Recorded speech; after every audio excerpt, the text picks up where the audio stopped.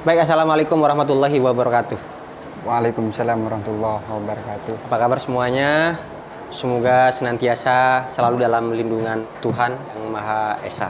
Puji syukur bahwa di sore menjelang malam ini saya Dahlan Nur Busri bersama Irwan Hidayat. sahabat Irwan Hidayat. Ya, ya.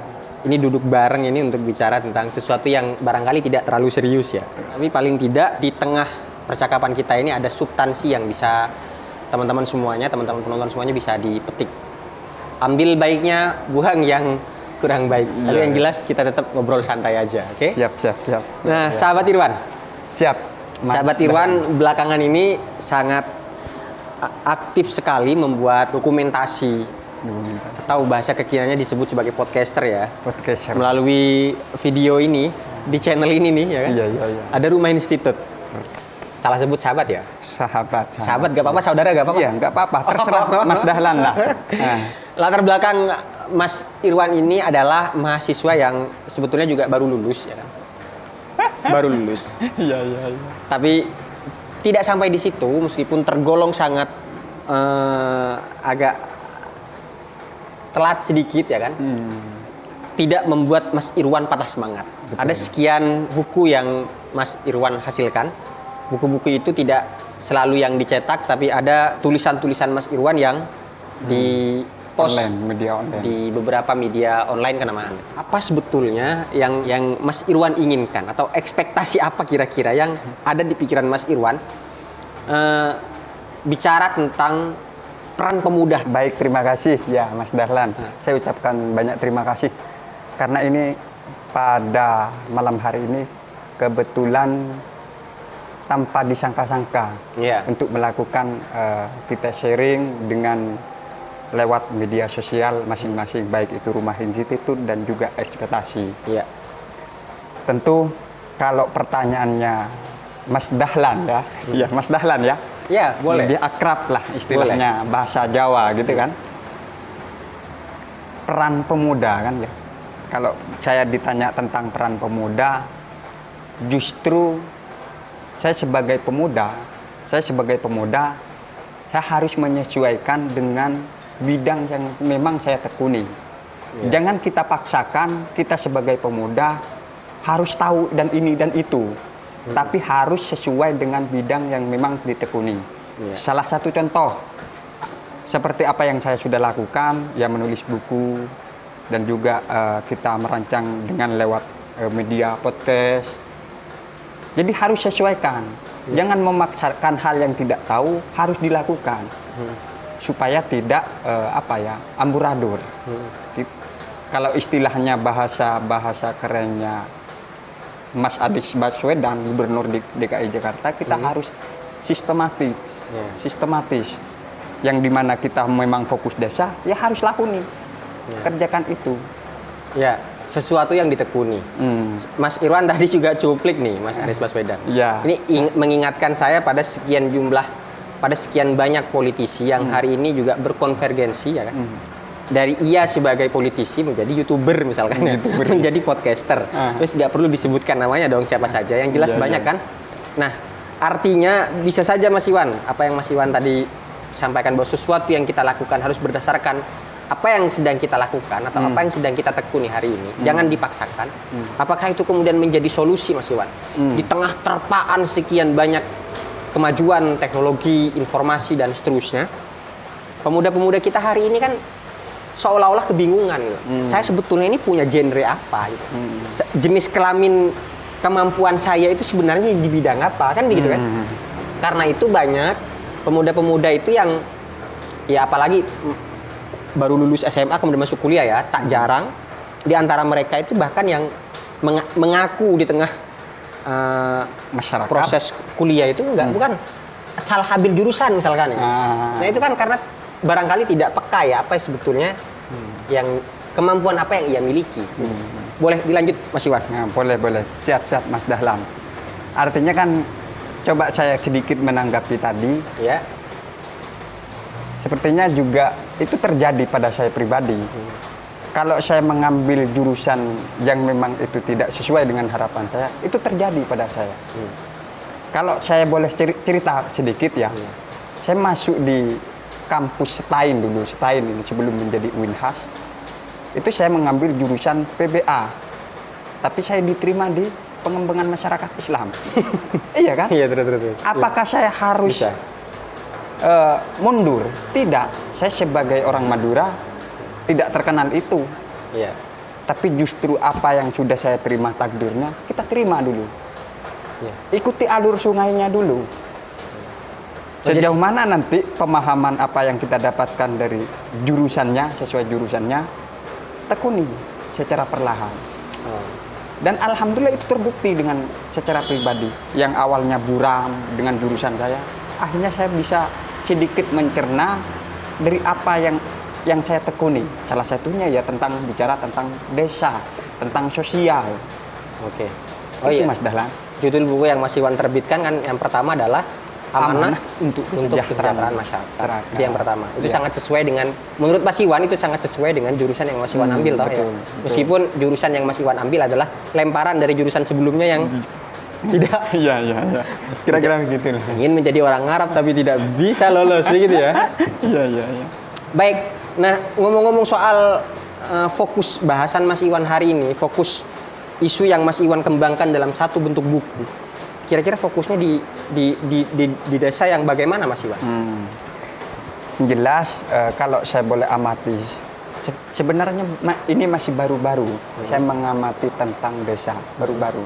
Artinya saya sebagai kelahiran dari desa, apalagi dari kepulauan, justru saya memang mengamati dari desanya sendiri terlebih dahulu. Dan itu tidak ada perubahan sama sekali. Entah itu pemudanya kemana dan lain sebagainya, saya kurang paham. Apa yang kurang dari desa hari ini? Nah, justru dari situ saya mencari solusinya. Yang kurang apa kira-kira, Mas Iwan? Nah, kalau saya amati sesuai dengan salah satunya, karena yang menjadi fokus saya pribadi ini adalah salah satu yang menjadi ikon desanya dulu lah. Apa kira-kira yang itu perlu dikembangkan sehingga bisa. Berarti fokus pada mengeksplor potensi pada desa tertentu. Desa Mas Iwan sendiri terlebih. Iya. Oke. Semisal kemarin saya sempat turun ke lapangan, yaitu di Desa Kelungkung.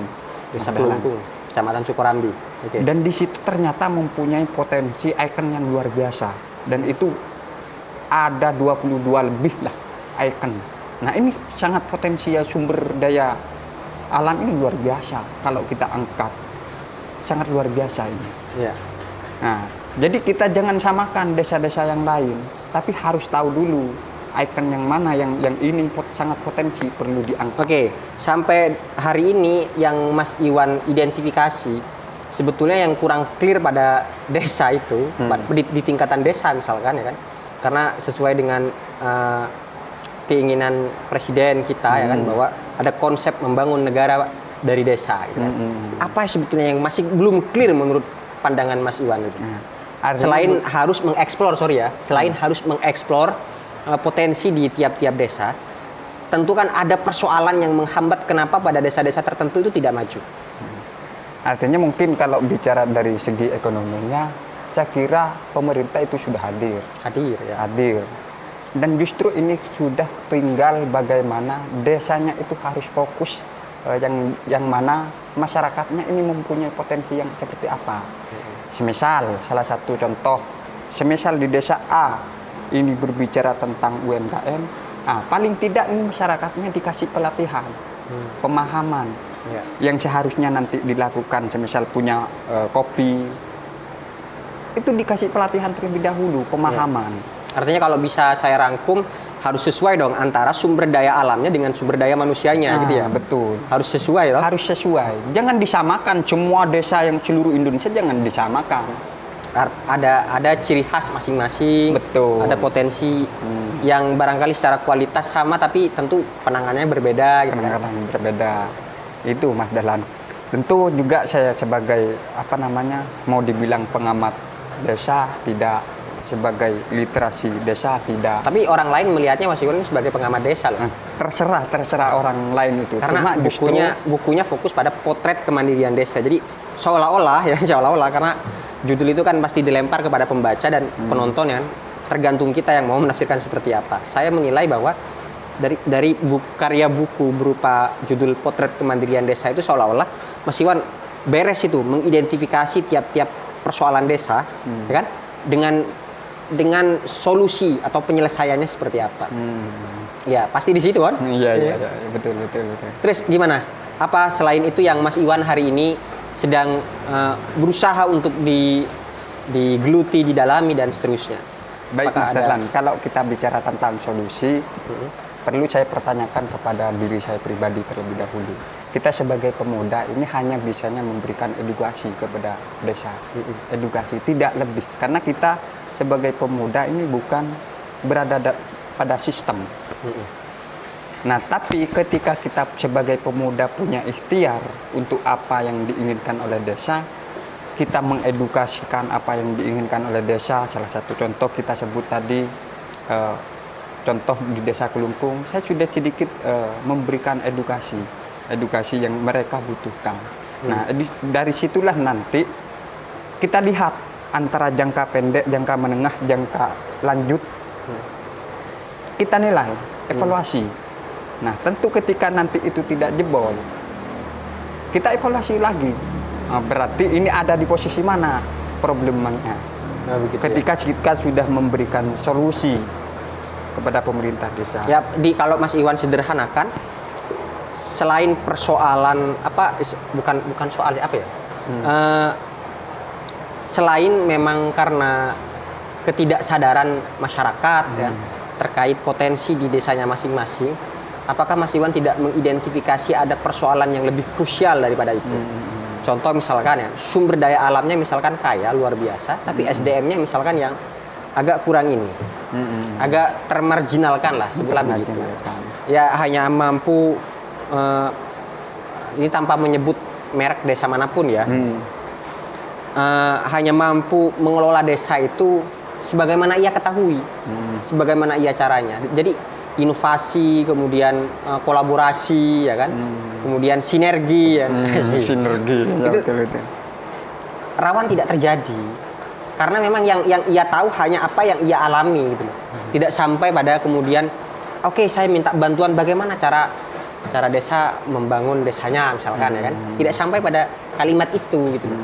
Nah, kira-kira yang sampai ke Mas Iwan hari ini sudah sampai ke sana toh?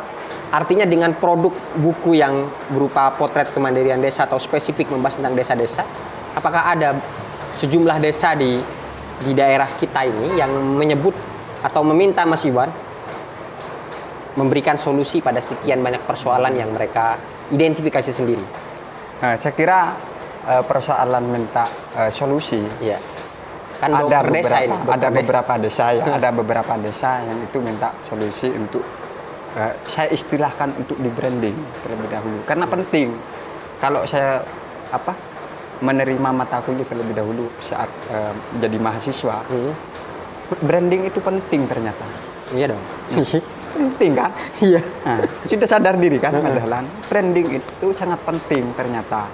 Artinya, ketika desa tadi itu mempunyai kelebihan yang itu di situ mempunyai sumber daya alam yang luar biasa, itu perlu di branding. Jangan membranding asal-asalan, tapi perlu punya kreativitas. Nah, disitulah nanti pentingnya sinergitas dan kolaborasi. Iya. Artinya penting branding itu tidak sekedar eksistensi ya, tapi juga penting substansi harus ada di dalam itu, ya kan? Kalau cuma sekedar eksistensi ya kan, semua desa, semua orang barangkali punya kesempatan yang sama ya kan, dengan dunia dalam genggaman yakni gadget itu mampu membuat diri kita sendiri, bisa membranding diri kita sendiri maksud saya, bisa membuat diri kita sendiri eksis, tidak terkecuali desa secara kelembagaan misalkan. Betul. Tapi yang terpenting juga substansi atau nilai value apa yang disampaikan kepada masyarakat secara umum. Gitu. Iya. Minum dulu biar nggak tegang-tegang ya.